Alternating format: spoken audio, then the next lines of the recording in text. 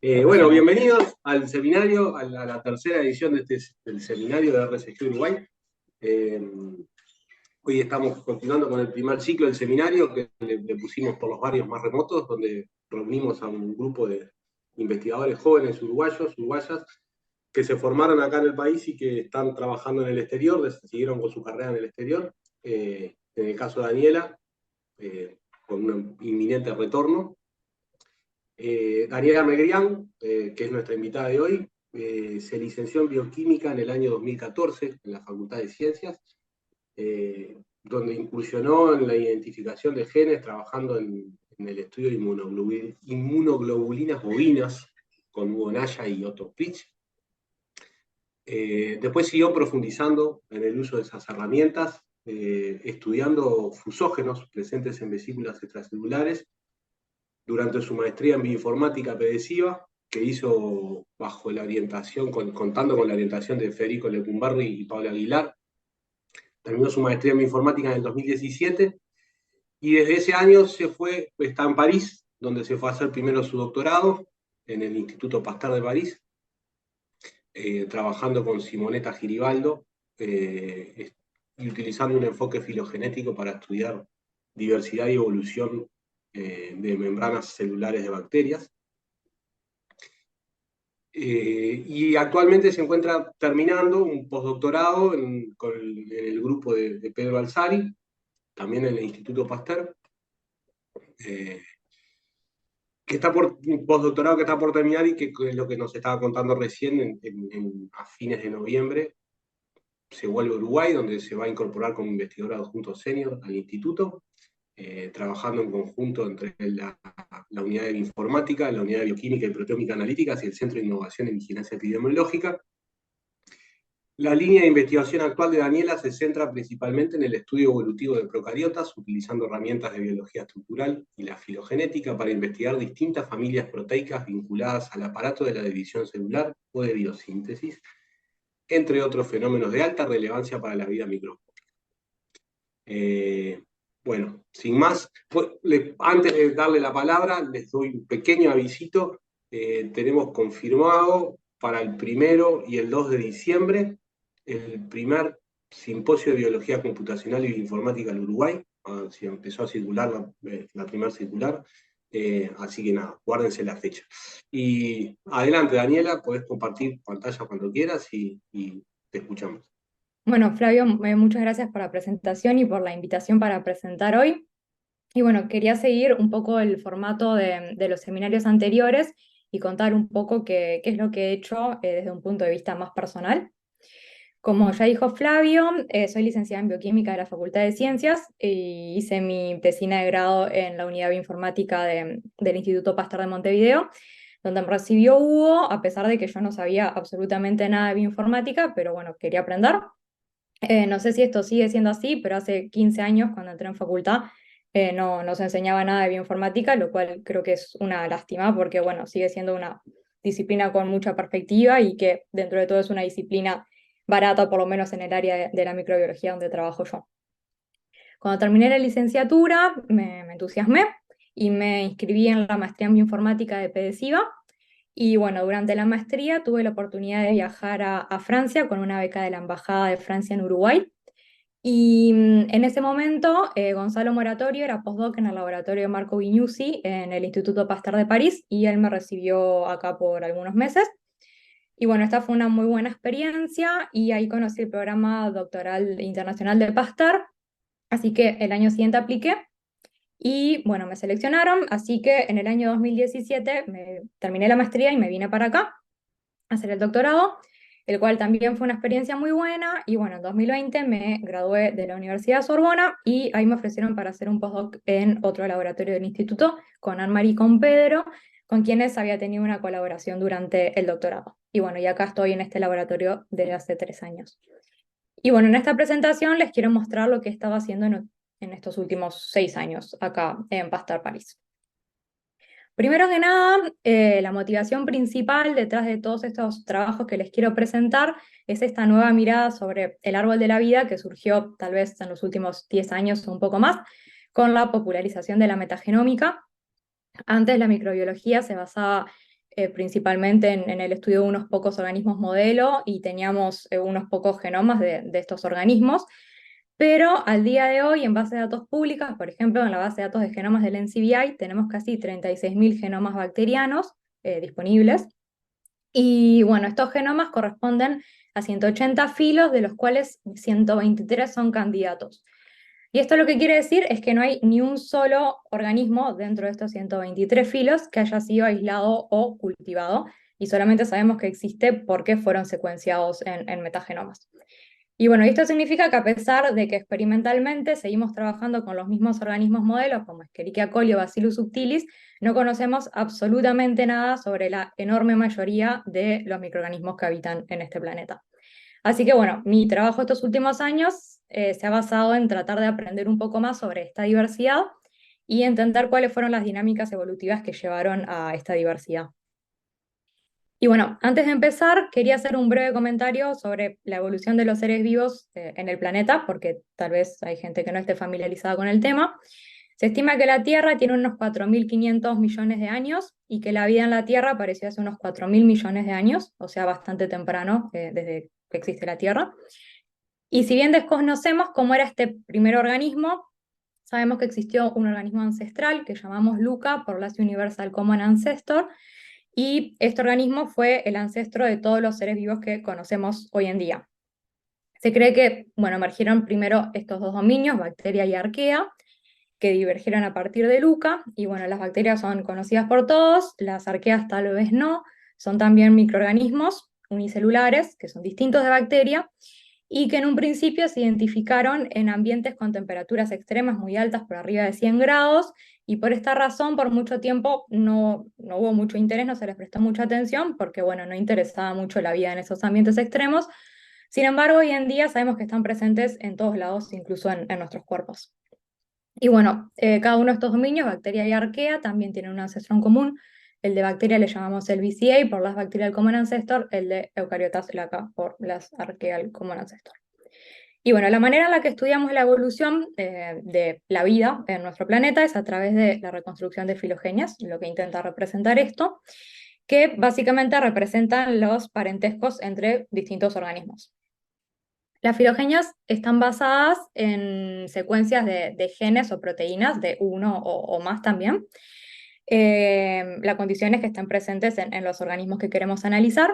Y bueno, muy brevemente, estas secuencias se alinean y luego se usan distintos modelos y distintos algoritmos para reconstruir las relaciones filogenéticas o relaciones históricas entre estos organismos. La cuestión es que elegir qué genes utilizar para reconstruir filogenias no es para nada una tarea trivial, porque, bueno, por varias razones. Una de ellas es que los animales, por ejemplo nosotros, heredamos nuestros genes de nuestros padres, es decir, de forma vertical, pero en bacteria y en arquea esta historia es un poco más complicada, ya que pueden intercambiar genes con otros microorganismos de su entorno, incluso entre bacteria y arquea, y a esto le llamamos herencia o transferencia horizontal. Y bueno, y si tomamos un gen y reconstruimos su filogenia, y este gen fue transferido muchas veces entre distintos microorganismos, la filogenia lo que va a reconstruir es la trayectoria evolutiva del gen y no de las especies que estamos analizando.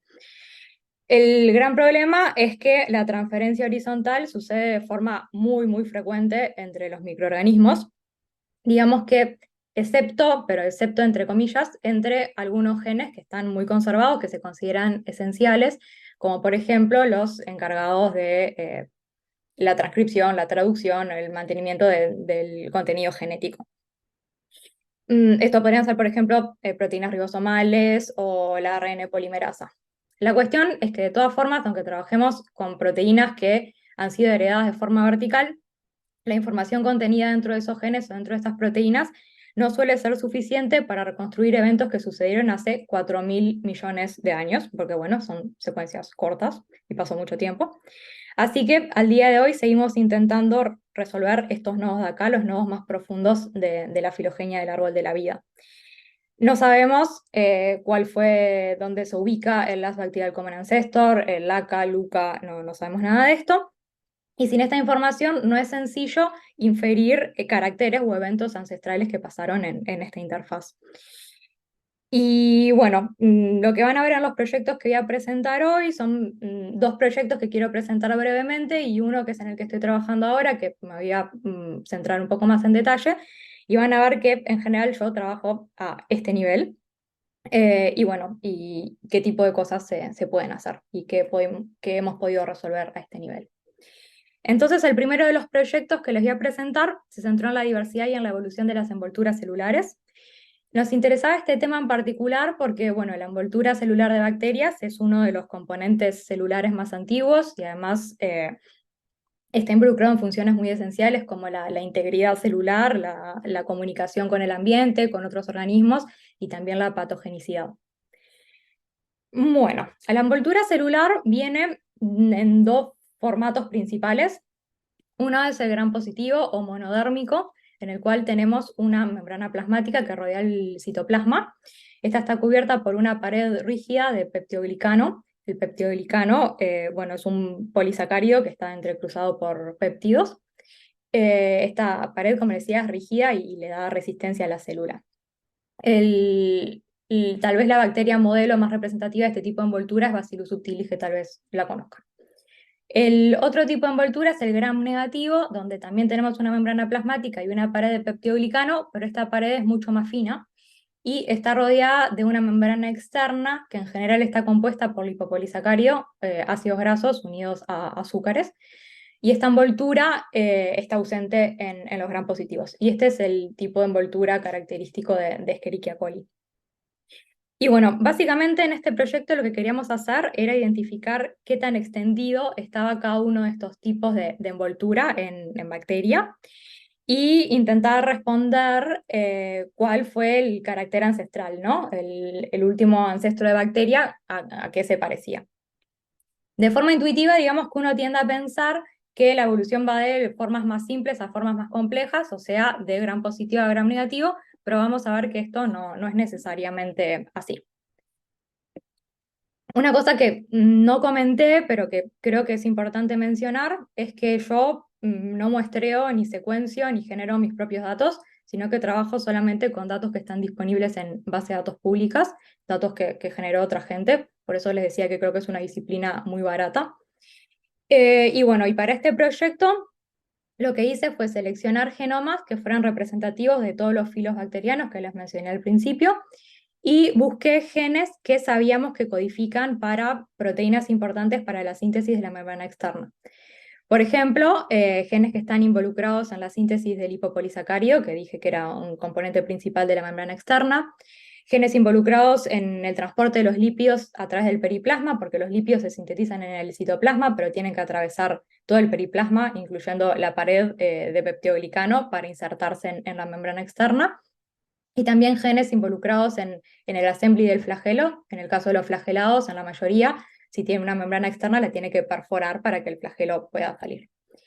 Y bueno, como se imaginarán, en algunos genomas no encontramos ninguno de estos genes. Y bueno, y en este caso asumimos que ese organismo no tiene membrana externa, o sea que es gram positivo. Pero en la gran mayoría de los genomas que analizamos sí encontramos estos genes. Y de hecho encontramos que estaban clusterizados en uno o más fragmentos. Por ejemplo, acá en Escherichia coli vemos que está en 4 fragmentos, pero en el caso de los Firmicutes, que es un filo dentro de bacteria, vimos que estos genes forman un solo clúster. A este clúster le llamamos OM cluster por Outer Membrane Cluster. Y bueno, como les decía, vimos que estos clústeres o pedazos de clúster están presentes en la mayoría de las bacterias que analizamos, pero esto no nos dice nada sobre su evolución, sobre cuál fue el carácter ancestral. Encontramos alguna evidencia interesante dentro de los Firmicutes, y es que vimos que dentro del clúster había algunos genes que no están directamente involucrados en la biogénesis de la membrana externa, sino que están presentes en cualquier otra bacteria, no necesariamente las que tienen membrana externa. Algunos de estos genes son estos que están acá en amarillo, que están involucrados en la esporulación, que no es específica de los gram negativos. Este gen FLGF, que está involucrado en la síntesis del ROD del flagelo, pero en la parte interior, o sea que es común para todos los flagelados. Y este gen FABZ, que participa en la síntesis de ácidos grasos, o sea, los ácidos grasos están presentes en varias partes de la célula, por ejemplo en la membrana citoplasmática, o sea que tampoco es específico de la membrana externa. Algo más interesante sobre los firmicutes es que tienen representantes gram negativos, como este que les muestro acá, pero también gram positivos, por ejemplo, Bacillus subtilis, el modelo de gram positivos. Lo interesante es que en los genomas de los Firmicutes gram positivos vimos que los genes que no son específicos para la membrana externa también están clusterizados y están ausentes todos los que son específicos para la membrana externa. Entonces, digamos que dentro de los Firmicutes las opciones eran que el ancestro tenía una membrana externa, o sea, tenía todo este clúster, y este fragmento y este otro fragmento se perdieron y quedó este mini clúster, o sea, se unieron estos genes con este. La otra opción es que el ancestro no tenía una membrana y este fragmento y este otro fragmento fueron insertados exactamente acá y acá en todos los gram positivos. En un principio, digamos que los dos escenarios serían posibles, pero hay que tener en cuenta que en los Firmicutes, los gram positivos, o sea, aquellos que no tienen membrana, están indicados acá con estos símbolos, no son monofiléticos. Eso quiere decir que no están relacionados filogenéticamente. Y bueno, ¿y esto qué significa? Que la adquisición o la pérdida de estos genes que les estaba hablando de la membrana externa fueron independientes. Y esto parece poco probable si se tuvo que dar 3 veces de forma independiente la inserción de estos dos fragmentos exactamente en el mismo lugar en 3 linajes distintos. Así que lo que concluimos es que probablemente el ancestro de todos los Firmicutes era un gram negativo, tenía una membrana y que estos 3 linajes gram positivos aparecieron por la pérdida de estos genes. Pero bueno, esto a nivel de los Firmicutes, y la pregunta original era qué pasó a nivel de toda bacteria. Esto no lo podemos responder con seguridad, pero tenemos algunas evidencias. Esta es una filogenia de toda bacteria, de todos los filos bacterianos que había en este momento reportados, y la predicción que hicimos sobre el tipo de envoltura. Como ven, la mayoría es gram negativo, tiene membrana, y acá marqué con flechas rojas cuáles son gram positivos, o sea, los que no tienen membrana. Como les dije al principio, no sabemos dónde está la raíz del árbol de bacterias, no sabemos dónde está el ancestro, o sea que no podemos responder esa pregunta con seguridad. Lo más probable, bueno, no sé si lo más probable, pero hay bastante evidencia de que la raíz está en esta posición, lo cual diría que el ancestro de toda bacteria era gram negativo, tenía una membrana y esta membrana se perdió en estos 3 linajes. Esto no lo sabemos con seguridad, pero de todas formas, en caso que el ancestro haya sido gram positivo, por ejemplo, haya estado acá, esto significa que el ancestro no tenía una membrana, pero la membrana se adquirió muy rápido durante la diversificación de bacteria y luego de todas formas se tuvo que haber perdido en este grupo y en este grupo mientras se mantuvo en todo el resto. O sea que si bien no sabemos con seguridad cómo era el ancestro, sabemos que la membrana externa apareció muy pronto durante la diversificación de las bacterias. Este es un trabajo bastante lindo que fue publicado hace unos 3 años y si les interesa saber más detalles, acá está la referencia. El segundo proyecto que les quería presentar es este en el que trabajamos con el otro elemento distintivo de la envoltura celular entre gram positivos y gram negativos, que es la pared celular. Si recuerdan, en los gram negativos la pared es fina y en los gram negativos, lo dije al revés, y en los gram positivos es gruesa. Pero la verdad es que no se conocen cuáles son los mecanismos que determinan esta diferencia entre los dos tipos de envoltura. Originalmente en este proyecto queríamos responder esto y lamentablemente no pudimos, pero encontramos otra linda historia para contar, que es la que les quiero presentar ahora y que lo publicamos el año pasado. Bueno, básicamente el approach que usamos es el mismo que usamos para el Outer Membrane Cluster.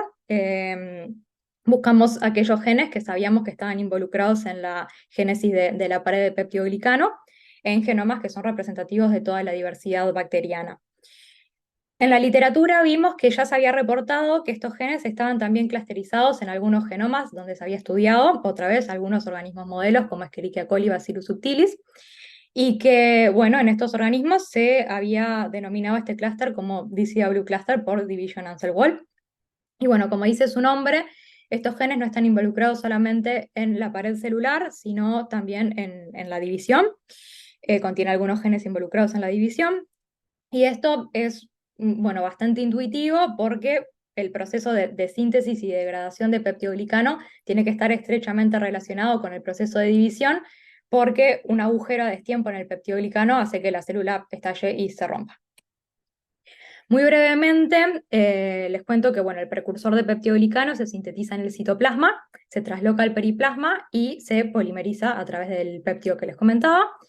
Y bueno, este proceso está sincronizado con la formación de un anillo formado por la proteína FTCZ, que se ubica en el centro de la célula. Este anillo está anclado a la membrana, en general por una proteína FTCA, las dos están presentes en el clúster, y este anillo se va cerrando en la célula mientras se divide hasta que la membrana citoplasmática se fusiona y se separan las dos células.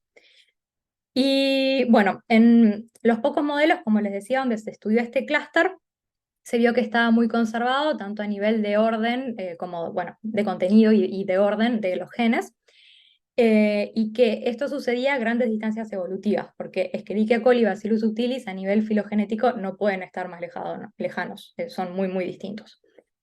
Y bueno, esto nos lleva a preguntarnos si este clúster estaba presente en el último ancestro común de bacterias, o sea que el ancestro de todas las bacterias tenía pared de peptidoglicano y esta fue heredado por todas las bacterias, o si esto fue intercambiado de forma horizontal entre las distintas bacterias. Y bueno, para contestar esto, otra vez buscamos el clúster en genomas representativos de todos los filos de bacteria, y acá les muestro una representación de un genoma de cada uno de los filos. Y bueno, cada uno de los genes, no importa los nombres, está representado con un color, y a la distancia se puede ver la conservación esta a nivel de contenido y de orden, básicamente en todos los filos bacterianos. Y bueno, como identificamos estos genes en prácticamente todas las bacterias que analizamos, pudimos utilizar las secuencias de estas proteínas para reconstruir la filogenia del clúster e intentar determinar cómo se obtuvo, si fue heredado de forma vertical o si fue transferido. Y bueno, esta es la filogenia que obtuvimos, y analizamos la topología y vimos que es muy similar o consistente con otras filogenias obtenidas con marcadores más clásicos, como les comentaba, ARN polimerasa o proteínas ribosomales. Y bueno, y esto sugiere que el clúster fue heredado de forma vertical. Esto significa que el último ancestro de bacteria tenía una pared de peptidoglicano. Esta conservación del clúster fue algo bastante inesperado, y el hecho de poder usarlo como marcadores para una filogenia también, porque siempre se hizo como una distinción entre genes esenciales, que son estos los encargados de mantener el material genético, y los genes accesorios o estructurales, donde iría los genes involucrados en el assembly de la envoltura. Y bueno, vemos que los genes del DCW cluster se comportan como genes esenciales. Y volviendo a la pregunta original, como les decía, lo que pudimos concluir en estos trabajos es que probablemente el ancestro de toda bacteria tenía una membrana externa y además tenía también una pared de peptidoglicano, o sea que tenía una envoltura bastante compleja. Y bueno, y como les dije, este artículo se publicó el año pasado y analizamos grupo por grupo las características del clúster, pero bueno, no voy a ir en detalle con esto porque nos vamos un poco de tiempo. Y bueno, y el último trabajo que les quería presentar es en lo que estuve trabajando estos últimos años en el laboratorio de microbiología estructural. Y acá nos concentramos en un grupo específico de bacterias que se llaman los corinebacteriales, que pertenecen al filo Actinobacteria. Y bueno, uno de los principales objetivos que tiene el laboratorio es la identificación de nuevos componentes de la maquinaria de división celular de los corinebacteriales. Y esto es porque este grupo tiene una envoltura que es bastante distinta a la que veníamos hablando hasta ahora, de gram positiva o gram negativa. Se llama micomembrana. Y bueno, como curiosidad, tiñe como gram positiva, pero nada que ver. Además de la pared de peptidoglicano, que es bastante gruesa, como en un gram positivo, tiene una capa de arabinogalactano que está unida al peptidoglicano, y además una membrana externa que está compuesta de ácidos micólicos y de glicolipios, muy distinto a la del lipopolisacárido de los gram negativos. Y bueno, este tipo de membrana es característica de patógenos humanos muy importantes, por ejemplo, el causante de la tuberculosis, lepra o difteria. Y algo que yo no sabía hasta que empecé a trabajar en el tema es que la tuberculosis es la principal causa de muerte por enfermedades infecciosas en el mundo al día de hoy. Y fue sobrepasada solamente por el COVID en el año 2020, pero ya volvió a ser la causa número 1. O sea que la composición de la micomembrana y de su división celular es un tema muy relevante en estos tiempos y que está motivado principalmente por la crisis de antibióticos. Habrán escuchado que tuberculosis adquiere resistencia a los antibióticos muy fácilmente y están estas cepas súper, ultra, mega resistentes a todos los antibióticos.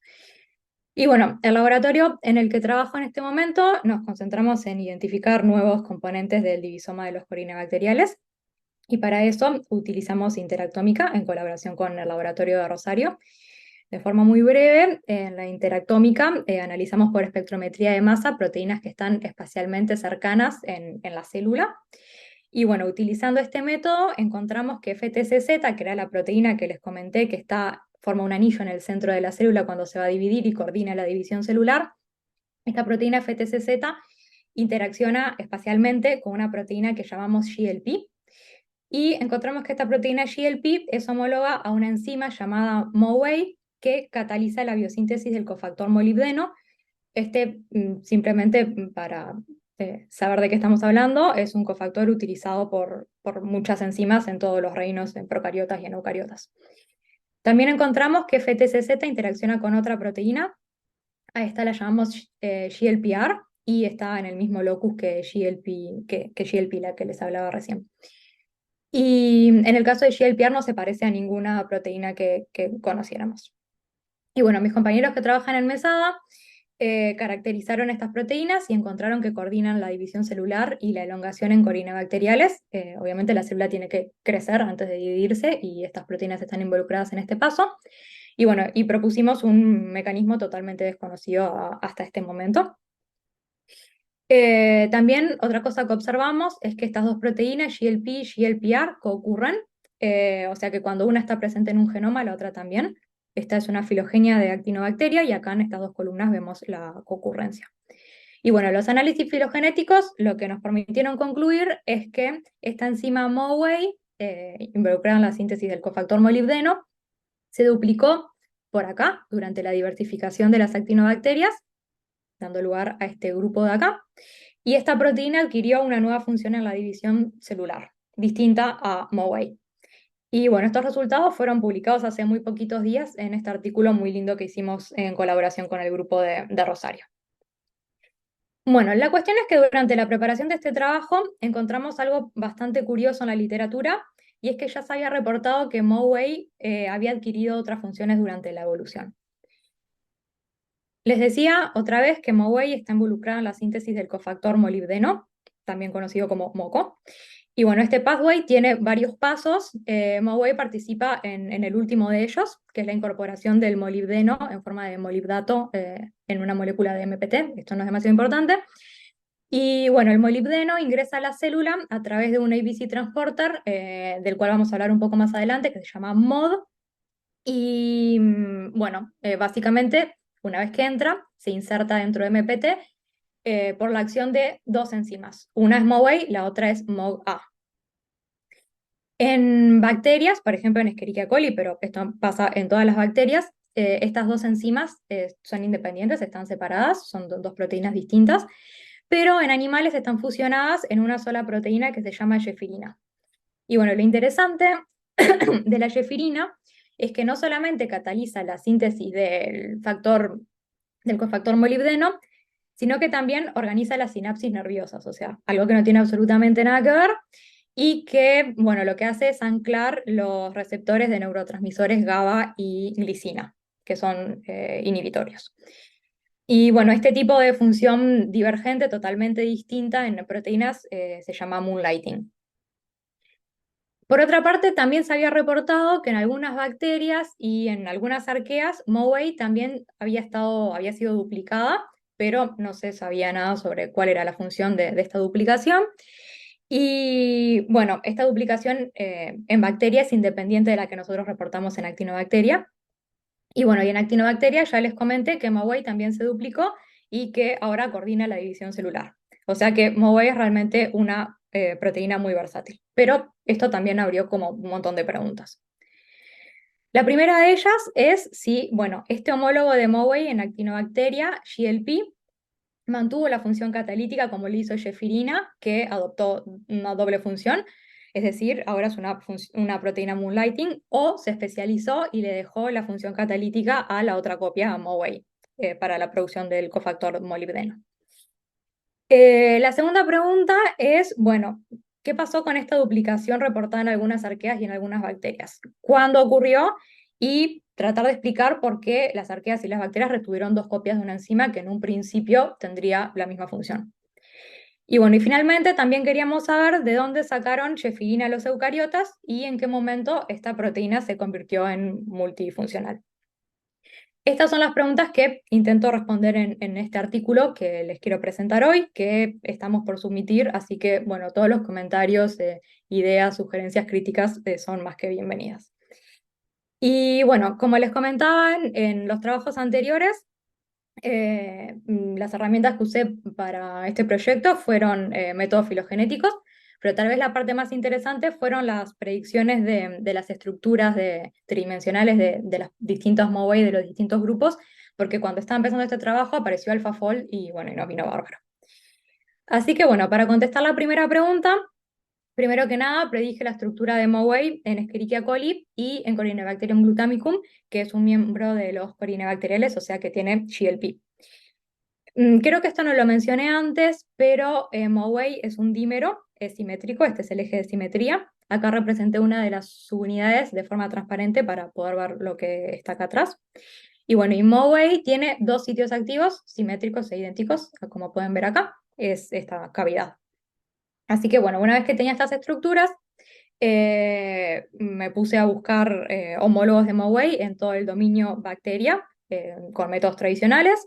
Los alineé, reconstruí una filogenia, ahí pude identificar cuáles eran MOA y cuáles eran GLP, y luego volví al alineamiento y separé el alineamiento en dos, MOA y GLP, y mapeé la conservación de la secuencia basada en estos alineamientos en las estructuras que predije antes. Y bueno, y acá vemos los resultados.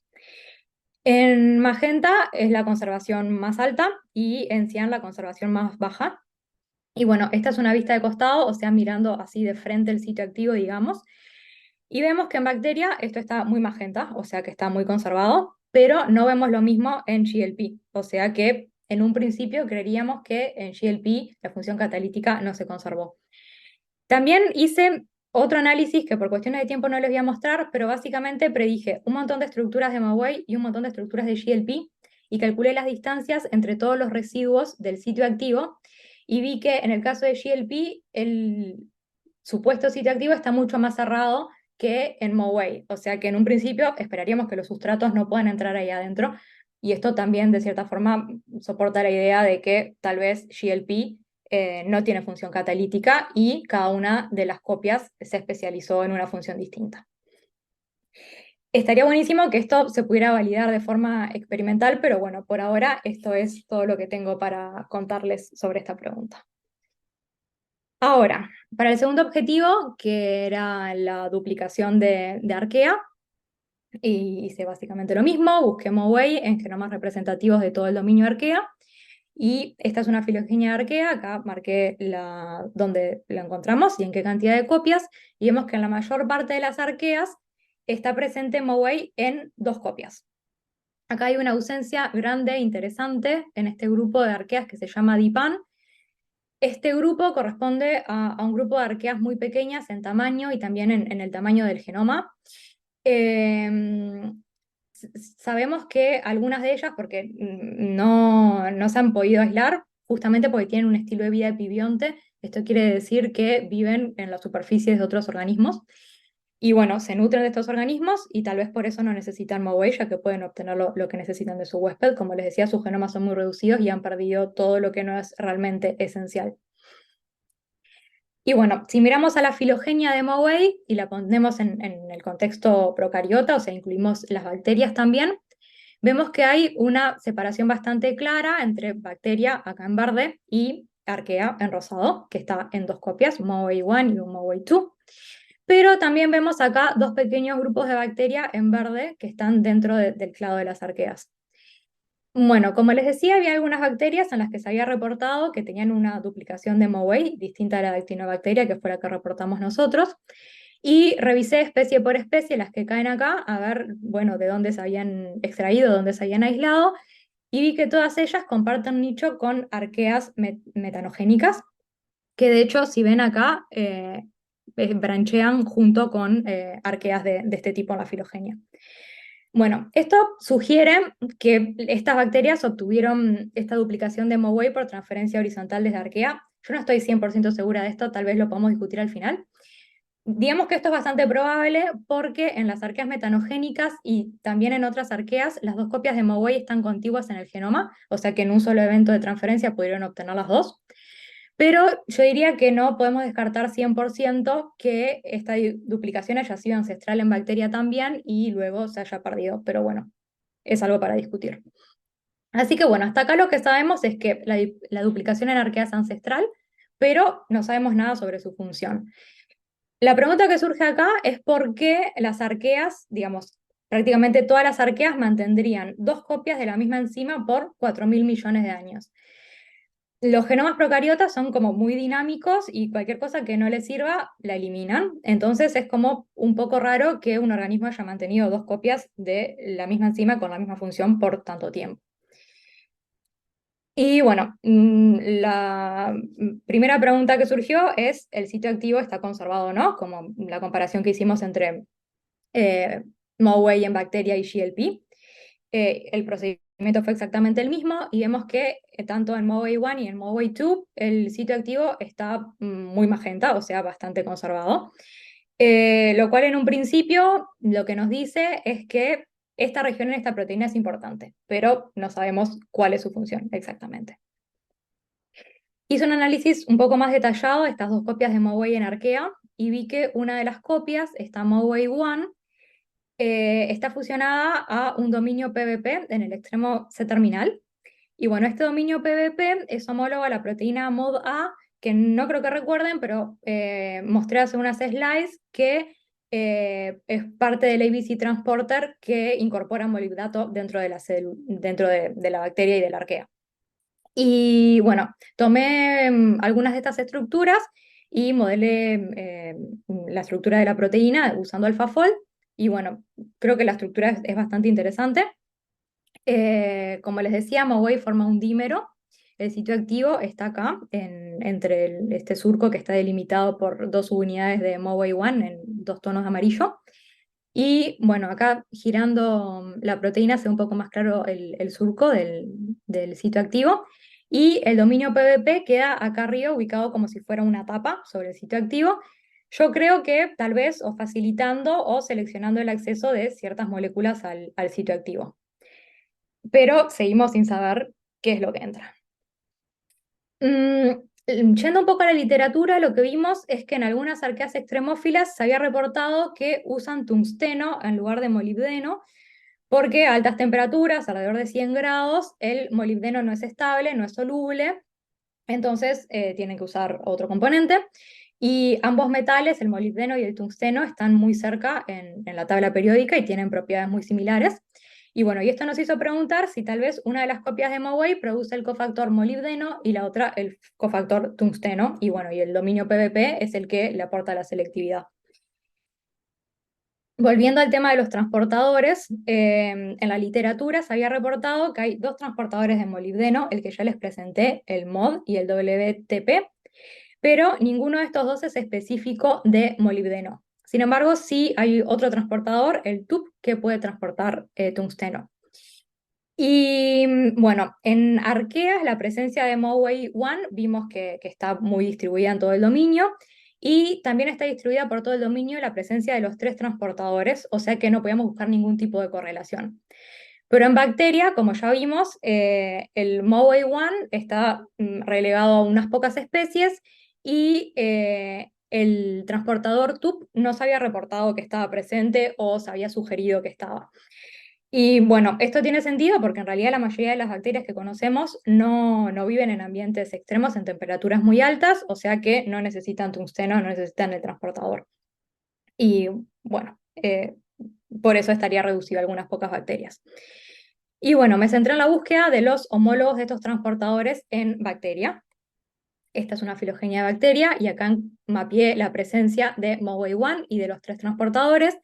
Y lo que vemos es que el receptor TUP está presente en los mismos organismos que contienen MOB1, por ejemplo, en Chloroflexi, en Synergistetes y en Termodesulfobacteria. Y bueno, y esto en definitiva da soporte a la hipótesis de que esta duplicación de MOA se debió a la especialización de una de ellas para incorporar molibdeno y la otra para incorporar tungsteno al cofactor. Y bueno, y en bacteria es posible que ambas proteínas, MOA1 y el transportador TUPS, hayan sido obtenidos por bacteria a partir de una arquea metanogénica. Y que bueno, básicamente porque estas bacterias viven en estos ambientes extremos y necesitan incorporar tungsteno porque no hay molibdeno. Nuevamente, esto estaría buenísimo poder validarlo experimentalmente, pero nos quedamos por acá.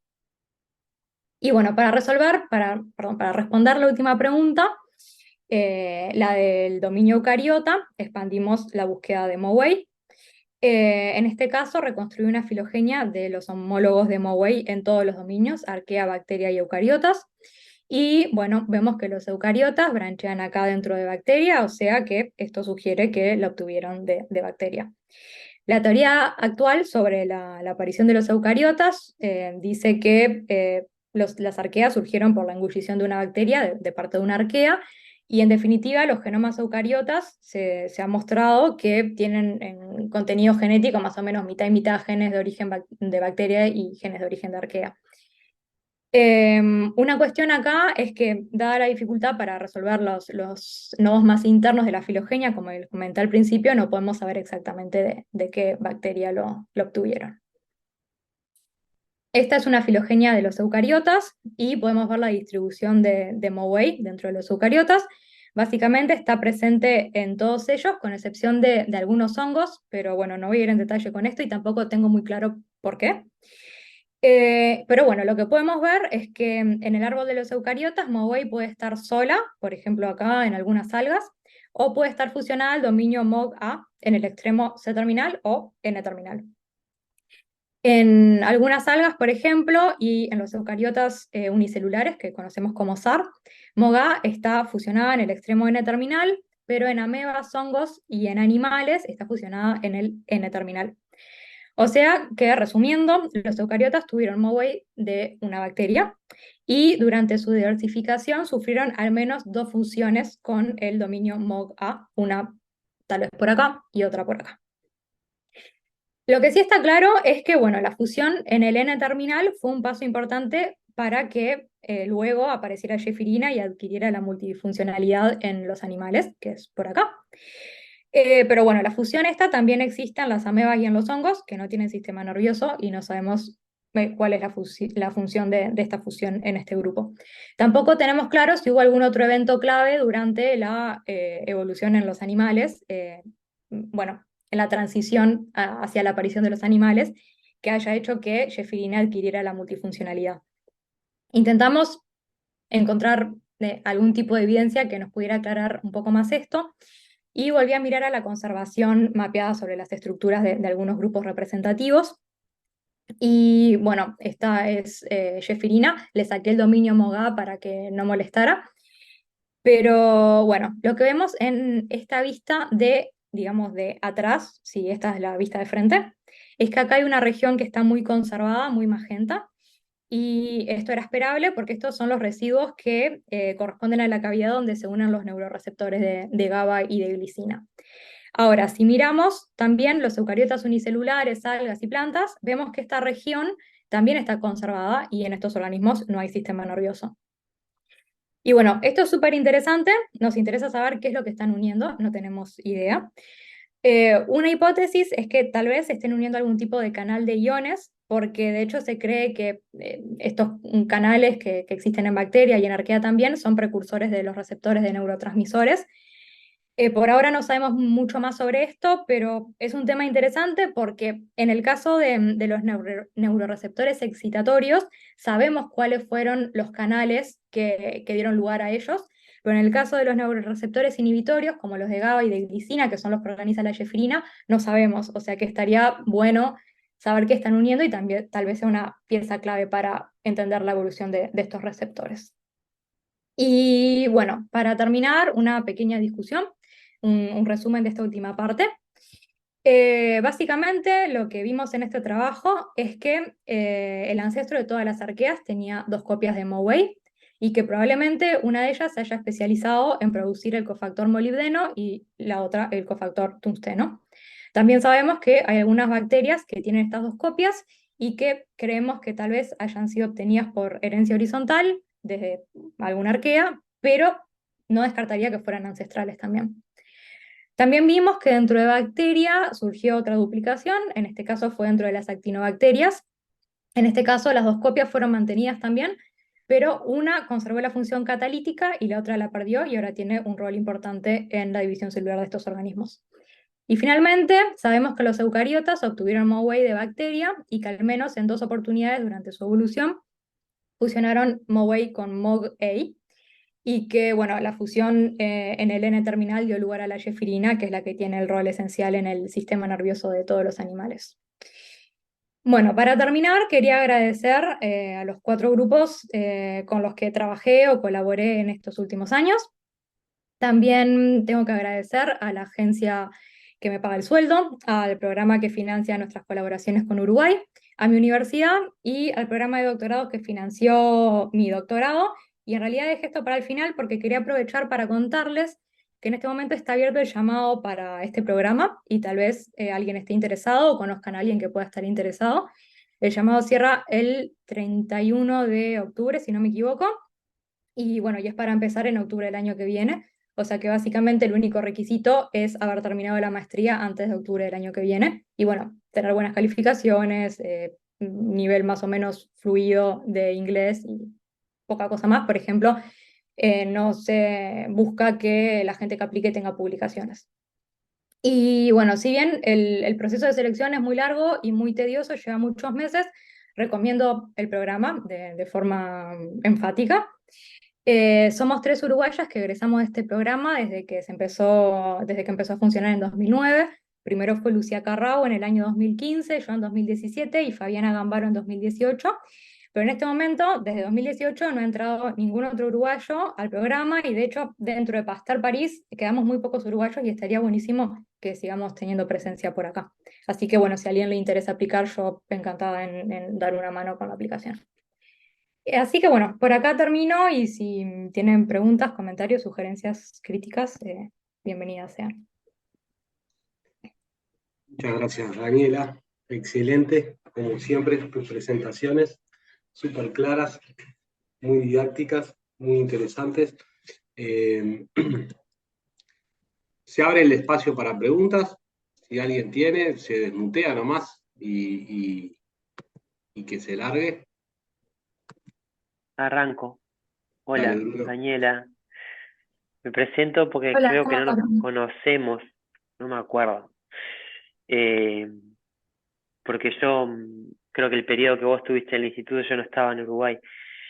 Eh, Me llamo Bruno, Manta, como dice ahí, y no soy microbiólogo, pero ni informático, pero me gusta mucho el tema. Los temas que presentaste me resultaron fascinantes, son el tipo de figuras que me gusta ver y leer, y el tipo de preguntas que me gustaría abordar en sus características. Eh, de hecho, arrancaste con una de las figuras que me marcó, el paper de Hug Ujú. marcó mi carrera. Yo soy bioquímico redox y no me dedicaba a esto, y ese artículo me hizo cambiar de línea para siempre. Y no sé si hice bien o lo tengo que escribir y echarle la culpa a Hug, pero ese artículo mostrando sobre todo los CPRs y ese Ujú. bestial grupo violeta a la derecha está muy impactante. Eh, ahí va esa imagen, todo ese grupo violetita a la derecha es una bestialidad. No, y para enfocar en algo más concreto, más allá de que toda la presentación tenía características que me decían interrumpirte y preguntarte cosas lindas, obviamente los moco, me interesó mucho las molibeoproteínas, me interesaron en particular, dado que, yendo a lo que te decía antes, que me he pasado un último tiempo en el área redox, tienden a ser cofactores que transfieren electrones, están hechos para eso, em, por la química que tienen, lo hacen de a uno. En general son cofactores que están más o menos, pueden cargar muchos electrones en sus anillos de resonancia y transferirlos de a uno para químicas muy complicadas. Justo nosotros en uno de mis proyectos involucra unas enzimas que usan moco, que son enzimas que respiran, son enzimas que se usan para respirar compuestos orgánicos, en última instancia, para hacer una respiración no de oxígeno, a respiración anaeróbica. Eh, entonces, hay una fisiología asociada a estas enzimas, supongo yo, que no sé si la tenés, si se conoce, si son extracelulares, si están al lado afuera o ancladas en la membrana. Son como una serie de preguntas sobre la biología de estas proteínas. Si están ancladas en la membrana, si están al lado, mirando hacia el lado afuera, y a su vez a nivel de la organización del genoma, de clústeres en torno a los genes como MOEA, si hay proteínas con centros ferrosulfurados cerca y conservadas en esos clústeres, porque en general la forma de hacer llegar electrones Mm. a los centros, a los MOCO es a través de centros ferrosulfurados. Sí, No sé si las has podido bueno, ver. estas enzimas, no estoy mostrando todo el pathway, son 6 enzimas en total, son todas citosólicas, si no me equivoco, y están clusterizadas, pero esto es bastante variable. Esto lo estudiamos sobre todo en los corinebacteriales, cuando nos encontramos con estos análisis de proteómica donde vimos que esta proteína está involucrada en división celular y esto parecía bastante improbable porque sabíamos que la función no tenía nada que ver. Cuando estudiamos las 2 copias de Moway en los corinebacteriales, vimos que están clusterizadas, pero que están... no es demasiado conservado el clúster. Y hay algunas enzimas que son accesorias porque el pathway en algunos casos puede continuar, que no están presentes en todos los organismos. Estos genes como que se reorganizan. No está tan conservado como los clústeres que estuve mostrando hasta ahora, como el outer membrane cluster o el VCW cluster, pero hay cierta conservación. Cuando miramos, por ejemplo, los eucariotas, no encontramos nada de conservación. Cuando miramos las arqueas, vemos que la duplicación está conservada, pero no están los 6 genes presentes en un único locus. No me fijé sobre las proteínas estas de los... Centros ferrosulfurados. eso. No me fijé, pero Porque en general al menos en otras proteínas que usan moco, en bacterias, sí, utilizan son eso como también. paquetitos que vienen Exacto. pegaditos. Y en el caso de eucariotas, ya que te vas a que es citosólica, hay un ejemplo, la santina deshidrogenasa es la Sí, única enzima eucariota que tiene el moco citosólico.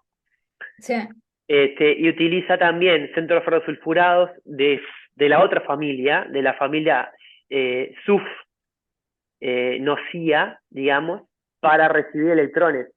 Entonces, claramente, si hay un centro molibdeno, tiene que haber una química de lo que se llama, vamos a poner una cosa medio técnica, no quiero ponerme demasiado técnica, pero es una deshidroxilación reductiva. Son para eso. Son para ok. remover hidroxilos de manera reductiva sin romper los anillos. Se usan para eso los mocos. Y son re complicados. Entonces, en general hay que buscar qué sustrato está respirando, está siendo fermentado por estas enzimas y por qué. Porque en realidad no tienen otra función a grandes rasgos, porque tienen esa característica particular de que pueden mantener los anillos aromáticos, agarrar los hidroxilos, sacarlos, deshidroxilarlo y volver a poner el protón donde iba en oxígeno, sin romper la quiralidad y sin romper el centro. Entonces están como súper interesante, que tiene que haber una química totalmente nueva en torno a eso. Sí, de hecho, hay algún artículo en el que compararon también la presencia de los transportadores de molibdeno y tungsteno con la presencia de enzimas que usan el cofactor moco o el cofactor tungsteno. Pero el artículo es bastante viejo y a mi parecer no está muy completo, no se pueden concluir las cosas que concluyeron.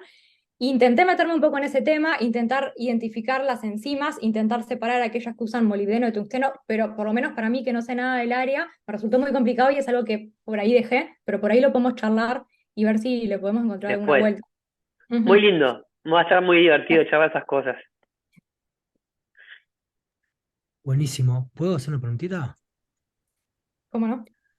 Muy clara la presentación, Daniela, muy buena. Y lo que no sabes es que vas a ser compañera de trabajo de Bruno, además. Ah, sí, qué Creo- bueno. ¿No? No, No bueno, no sé. sabemos. Creo que sí. No No, nos no saben. conocemos en persona. Otro tema. No, yo quería, acá muy, muy, muy, muy linda la presentación. Voy, solo una curiosidad, porque son cosas muy, muy viejas, ¿no? Entonces, MOA, veo que el tamaño ayuda, porque tenés, es como grandecita, entonces tenés bastante señal como para hacer filogenética.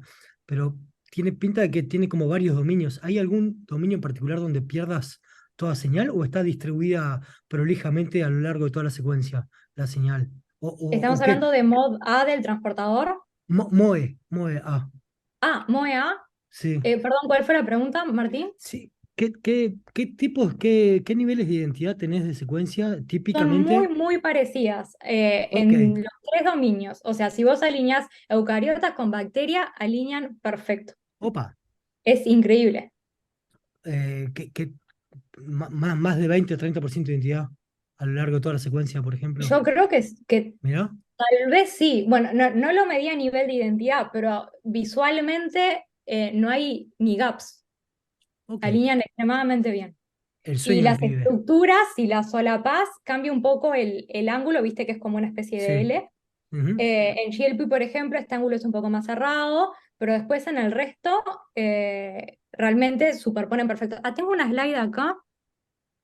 A ver, acá. Ah, o sea que la Acá señal. superpuse Está, bastantes estructuras de los distintos grupos y realmente son muy, muy iguales. está, buenísimo. Eso, muchas gracias. Nena, Yo puedo hacer Puedo una hacer una. preguntita.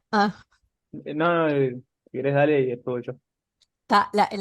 Primero nada, me encantó Daniela, es súper claro, hasta uno puede quedarse con la impresión de que entiende algo que no entiendo, pero yo te quiero hacer una pregunta que capaz que es realmente de ignorante, ¿no? Pero cuando, cuando vos tenés una Shefirina que adquiere una nueva función y es Moonlighting, y tenés ujú. una duplicación en los corinebacteriales o en el filo, no me acuerdo dónde sale la duplicación, que pierde la función, pero adquiere otra que es muy parecida a la de Moonlighting, ¿no? Eso como, no entiendo cómo se explica a nivel evolutivo que pueden haber adquirido una función súper parecida. Sí, bueno, convergencia, no sé, O es como que Huawei estructuralmente hay algo sí, que... tiene cierta forma, o sea, sabemos que forma redes, ¿no? Porque sabemos que además de estos dímeros, en conjunto con MOGA, Shefirina forma redes, ¿no? Ujú, En el caso de estas proteínas separadas, o sea, MOA y MOGA, sabemos que en bacterias son dos proteínas independientes, pero necesariamente en el espacio están cercanas porque catalizan una única función y tal vez formen estas mismas redes espacialmente y bueno, y después es una cuestión de que adhieran cosas. Termina siendo convergencia, ¿no? No tengo una explicación para eso. ok. Pero yo creo que va Ah, por ese lado. El tema es que no sabemos espacialmente realmente qué es lo que pasa con todo el complejo, de todo el pathway, ¿no? Eso no tenemos idea, porque nos concentramos en MOA, bueno, nos concentramos en GLP nosotros. sí, exactamente. A nivel Ah, estructural, qué me- pasa con MOA y MOGA, no lo sabemos. no, pero a mí Creo que deben formar una red, igual que lo, Jefferini. Lo que me resultaba llamativo es que la actividad Moonlighting sea unir un receptor y una tubulina, Ujú. digamos, y la actividad GLP sea unir un receptor y una FTCZ, que es Totalmente. un Sí, sí. tubulin-like. Sí, yo creo que es un caso de convergencia. Simplemente Ah, tienen la capacidad de formar redes y bueno, y estas redes resultan útiles para otras funciones. gracias, Daniela. Yo tengo una pregunta también, Perdón, Fer. pero... Está Ah, perdón, Mauricio. Mauricio, estaba Perdón, mal. perdón, pero. Adelante, no, no me olvidé, dale. Cortito igual. No, dale. No, Daniela, muy claro. Se nota aparte en las figuras un amor tremendo. Tenía la misma pregunta de Martín de las identidades de secuencia en el Ajá, momento de las bacterias y las arqueas y los eucariotas. Y la otra pregunta que me queda es, cuando vos mostrás el árbol todas juntas y te centrás, creo que es de las últimas slides, que ves también cómo es la historia en eucariotas. ajá, este. Ahí te iba, sí, incluso hay otra después que amplias un poquito más en la parte de eucariotas. Mm, sí, una de estas. Te iba a preguntar porque veo que están representados como de los supergrupos de eucariotas, tenés plantas y algas, tenés SAR, tenés como todo lo que es amorfia, ¿no? O sea, opistocontos y hongos, Ujú. incluso un discoba. Y te iba a preguntar si habías visto en el resto como de los supergrupos de eucariotas qué onda, si estaban tipo viste que ahora está el paper este como de 2020, que hay como 8 supergrupos y hay otros unicelulares, para preguntar si estaban, si la transferencia fue como en LECA o si fueron varios eventos de transferencia. No sé si se pudieron meter en Sí, eso. bueno, en realidad en la filogenia esta incluí más o menos todo lo que pude, porque con el tema de los eucariotas unicelulares es que hay muy pocos genomas más o menos completos, entonces también necesitaba cierto compromiso en cantidad de genomas por grupo para que la filogenia, porque la filogenia esta la hice yo, o sea que para que los grupos estén balanceados para que la filogenia me dé Exacto. algo significativo. Entonces tuve que descartar algunos grupos y en definitiva terminé manteniendo esto, o sea que no sé mucho más lo que pasa fuera de estos grupos, pero da toda la impresión de que realmente fue simplemente una transferencia. Una transferencia Hice en una. otras filogenias con otro subsampling. Esta tiene arquea bacteria de eucariotas, o sea que es bastante chancha. Eh, Ujú. no esperábamos obtener demasiado detalle, pero por ejemplo hice filogenias solamente de eucariotas y bacterias o de un sampling más chico de eucariotas y bacterias y siempre caen en el mismo lugar, o sea que de esto estoy bastante segura y no creo que los grupos que quedaron por fuera caigan en otro lado. Pero bueno, tampoco sabemos exactamente cómo son las relaciones filogenéticas dentro del árbol de los eucariotas Sí, sí, en sí, la es todo parte un más tema. básica, así que no sabemos realmente cuántas fusiones hubo, si originalmente ya estaba fusionada en el LECA y después fue simplemente una translocación. Intenté hacer la filogenia del dominio Mogay, es muy difícil porque es muy chiquita, así que esto es todo lo que sé por ahora, no creo que pueda sacar mucha más información que esto. Pero si tenés ideas, todas las ideas son bienvenidas. No, tranqui. No era para saber ¿Alguna nomás. hipótesis? Ujú. No, no era para saber si te habías podido meter más en ese tema. La otra vuelta estábamos viendo acá una base de datos que se llama Euprot, que tiene ahí Euprot. como Euprot, Ajá. tiene ahí como un sampleo, intentan como, en esto que mencionás como de los datos en eucariotas, ¿no? Y toda la falta que hay de genomas. Acá hicieron como un balanceo y meten también transcriptomas cuando no hay genomas o cosas de ese Ok. estilo, que puede ser interesante buscar para ver si como decís vos, si estaba en LECA, pues también sería interesante, o sea, está bueno, si está en LECA debería estar en los otros bichos o haberse perdido, y si no, podría, no sé. Igual si probaste No, varias mira, veces no la siempre te queda conozco. como, Por sí, es ahí interesante. vamos a agregar algún bicho más y tenerlo un poco más claro. Sí, Buenísimo. pero no sé, súper interesante. No, Flavio, disculpa si me extendí en la No, pregunta. yo me olvidé, perdón, que estabas vos. Sí, Daniela, yo te voy a preguntar algo que me genera mucha curiosidad, que alguna vez ya hablábamos y más sobre lo que preguntaste al principio, y que tiene que ver con el uso de los clústeres de genes para la reconstrucción de filogenias. Ujú. Eh, ¿Cómo haces? Si me puedes dar un poquito más de detalle de cómo medís distancia entre clúster, cómo definís cuándo es un clúster o cuándo deja de ser un clúster, si se inserta un gen en el medio deja de ser un clúster, Sí, cuándo son dos clústeres más parecidos o más separados, porque me resulta súper interesante y potencialmente muy potente para sí. responder un montón de preguntas. Bueno, esto es algo que discutimos un montón en los dos artículos y bueno, y lo definimos de forma medio caprichosa en definitiva.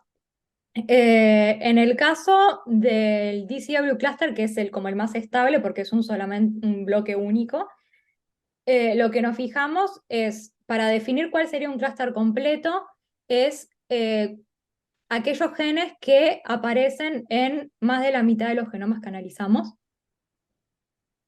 Ese sería como el clúster base.